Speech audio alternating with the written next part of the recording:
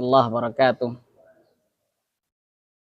Alhamdulillah wa asyhadu an la ilaha illallah wahdahu la syarikalah wa asyhadu anna Muhammadan abduhu wa rasuluh sallallahu alaihi wa ala alihi wa sahbihi wa man tabi'ahum bi ihsan la yaumiddin wa sallama tasliman amma ba'd. Bapak ibu-ibu rahimani wa rahimakumullah. Sebenarnya anak nggak pantas ini ya, ada Ustadz Umar. Cuma ya ala kullin, di kesempatan kali ini ana ingin menyampaikan sebuah pelajaran yang sangat berharga dari sebuah ibadah haji dan umrah, yaitu pelajaran tentang at-tauhid, di mana Nabi Shallallahu Alaihi Wasallam ketika memulai haji beliau atau umrah beliau, itu beliau Shallallahu Alaihi Wasallam memulai dengan apa? Tauhid, dengan kalimat talbiyah. Gimana kalimat talbiyah itu? Yang kita disunahkan untuk memperbanyak kalimat talbiyah sejak ihram sampai melihat Ka'bah. Ya, ada yang tahu lafaz kalimat talbiyah? Apalah semua insya Allah ya. Di antara kandungan kalimat talbiyah itu ada kalimat tauhid. Kalimat tauhid yaitu kalimat la ilaha illallah. Yang dimana kalimat la ilaha illallah ini bukan hanya sekedar lafaz yang diucapkan. Bukan sekedar apa? Lafaz yang diucapkan yang tidak memiliki makna. Namun kalimat la ilaha illallah itu memiliki makna yang sangat amat luar biasa. Maka kewajiban kita adalah mempelajari kalimat tersebut. Hukumnya fardu ain. Fardu ain, bukan fardu kifayah lagi, tapi fardu ain, wajib. Allah Subhanahu wa taala berfirman dalam surah Muhammad, fa'lam annahu la ilaha illallah. Fa'lam di situ ada fi'lul amr, kata kerja perintah. Fa'lam, ilmuilah, pelajarilah, ketahuilah. Itu fi'lul amr. Kata seorang ulama tafsir bernama Al-Husain Ibn Al-Fadl, dia rahimahullah mengatakan fa'lam annahu la ilaha illallah, artinya fazdad ilman ala ilmik. Tambahlah ilmumu tentang la ilaha illallah. Ini bagaimana dikatakan oleh Al-Baghawi rahimahullah tafsir beliau. Nabi SAW adalah orang yang paling bertauhid, orang yang paling bertakwa kepada Allah Subhanahu wa taala, orang yang paling takut kepada Allah Subhanahu wa taala. Meskipun demikian, Allah Subhanahu wa taala tetap memerintahkan beliau untuk fa'lam annahu la ilaha illallah. Apalagi kita yang jauh di bawah beliau. Maka kewajiban kita adalah mempelajari kalimat tauhid la ilaha illallah. Karena kalimat yang luar biasa ini memiliki berbagai macam keutamaan yang kata Syekh Abdul Razak Al-Badr hafizallah, tidak mungkin ada seorang pun dapat menghitungnya. Tidak mungkin ada seorang pun dapat apa? Menghitung keutamaan kalimat la ilaha illallah. Dan di antara keutamaan kalimat la ilaha illallah yang paling besar adalah kalimat tersebut merupakan kuncinya surga. Orang kalau mau masuk bangunan, masuk rumah misalnya, masuk gedung, pasti dia membutuhkan apa? Kunci. Kalau dia nggak pakai kunci, maka nggak bisa apa? Terbuka. Dan kuncinya surga, kata para ulama, adalah apa? Kalimat la ilaha illallah. Sehingga orang-orang yang tidak memiliki kunci ini, yang tidak mengucapkannya, yang tidak mengamalkannya, maka dia tidak akan masuk surga. Alias tempatnya fina di jahannam khalidina fiha. Allah mengatakan innal ladzina kafaru min ahlil kitabi wal musyrikina fina di jahannam khalidina fiha ulaikum syarrul bariyah. Sesungguhnya orang-orang kafir dari kalangan orang-orang musyrik dari kalangan ahlul kitab, mereka berada di neraka jahanam kekal selama-lamanya. Mereka adalah sejelek-jeleknya makhluk.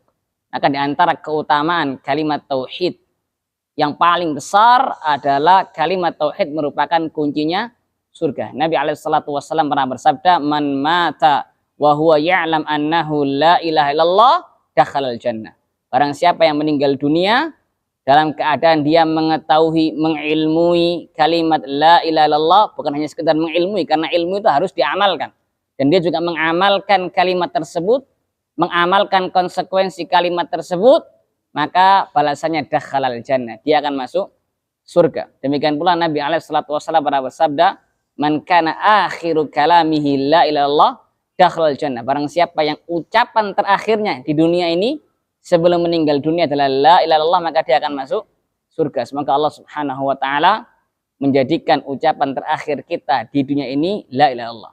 Maka kalimat ini sangat besar, sangat agung sekali. Kalimat yang paling mulia, kalimat yang paling agung. Karena kalimat inilah Allah Subhanahu wa taala menciptakan kita.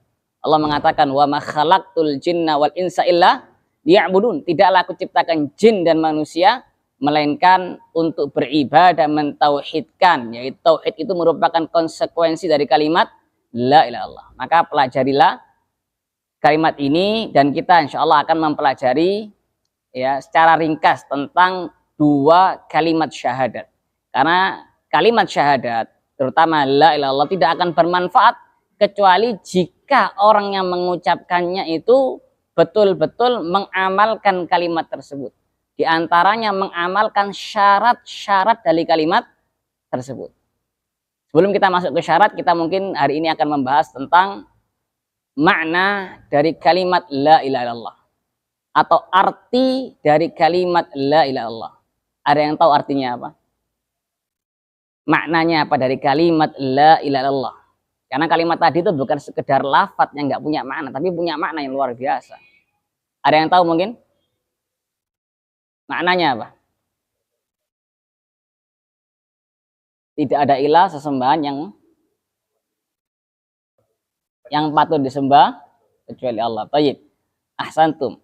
Makna dari kalimat tersebut adalah la ma'buda bihaqqin illallah atau la ma'buda haqqun illallah. Tidak ada sesembahan yang berhak disembah, yang patut disembah, tidak ada sesembahan yang benar, yang hak kecuali Allah Subhanahu wa taala. Itu adalah penafsiran yang benar berdasarkan Al-Qur'anul Karim. Dalilnya apa? Allah mengatakan dzalika bi annallaha huwal haqqu wa anna ma yad'una min dunihi wal batil wa annallaha huwal aliyyul kabir. Yang demikian karena Allah adalah al-haq. Allah adalah sesembahan yang hak, yang benar, yang berhak disembah, yang berhak diibadah, yang berhak kita sujud kepadanya, yang berhak kita rukuk kepadanya, yang berhak kita menyembelih kurban untuknya. Wa anna ma yad'una min duni wal batil. Adapun sesembahan yang disembah selain Allah, setinggi apapun kedudukannya dari kalangan makhluk, meski misalkan malaikat Jibril alaihissalam atau Rasulullah sallallahu alaihi wasallam atau Musa alaihissalam atau Isa alaihissalam, huwal batil. Maka itu adalah sesembahan yang batil, yang tidak berhak disembah. Tidak berhak kita sujud kepada mereka. Tidak berhak mereka untuk kita rukui, untuk kita menyembelih kurban untuk mereka, berhak. Karena mereka semua makhluk, bukan al-khaliq. Mereka semua makhluk, mereka adalah hamba Allah Subhanahu wa taala, sehingga tugas mereka adalah beribadah kepada Allah Subhanahu wa taala, bukan diibadahi. Itu makna dari kalimat la ilaha illallah yang benar. Adapun yang tersebar di kalangan orang-orang muslimin di Indonesia seperti tidak ada Tuhan selain Allah, maka ini penafsiran yang salah, yang tidak sesuai dengan Al-Quran dan Sunnah. Maka tafsir yang benar adalah tidak ada sesembahan yang benar, tidak ada sesembahan yang berhak disembah kecuali Allah Subhanahu wa ta'ala. Dan kalimat la ilaha illallah ini memiliki dua rukun. Rukunnya ada dua. Sebagaimana kalau kita mau sholat misalnya, agar sholat kita ini sah, apa yang harus kita lakukan? Ya, kita mau sholat ini. Kalau kita mau sholat, agar sholat kita itu sah, apa yang harus kita lakukan? Ada yang tahu mungkin? Apa yang harus kita lakukan? Sesuai rukunnya, insya Allah betul. Santum. Yang kedua, yang kedua apa? Ittiba, yang nanti masuk situ semua. Kayak misalkan masuk waktu. Apa itu? Syurut, syaratnya harus diamalkan semua. Yang terakhir, seperti misalkan apa? Kalau yang meninggalkan, misalkan menghindari buang kentut, misalkan buang angin, apa itu? Menghindari apa? Menghindari pembatalnya. Nah, kalau kita mau sholat agar sholat kita ini sah, maka kita harus mengamalkan rukun-rukunnya. kita juga harus mengamalkan syarat-syaratnya.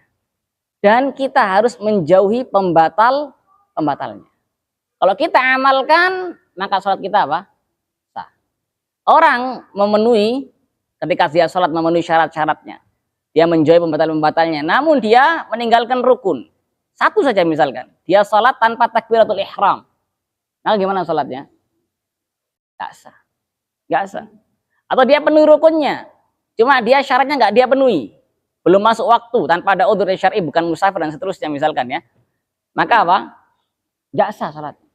Atau rukunnya dia penuhi, syaratnya dia penuhi, namun di akhir sebelum dia salam buang angin dia. Gimana salatnya?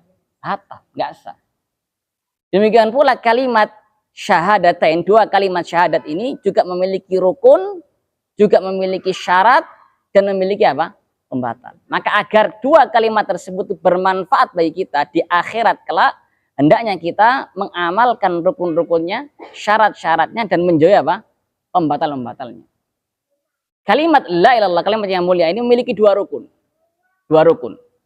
Yang pertama, rukun yang pertama ada pada lafaz la ilaha. Ada dua, ya, ada dua bagian, la ilaha dengan illallah. La ilaha dan illallah. Ada dua bagian. Nah, dari dua bagian ini ada dua rukun. La ilaha ada rukun. Apa rukunnya? An-nafyu. Yaitu menafikan.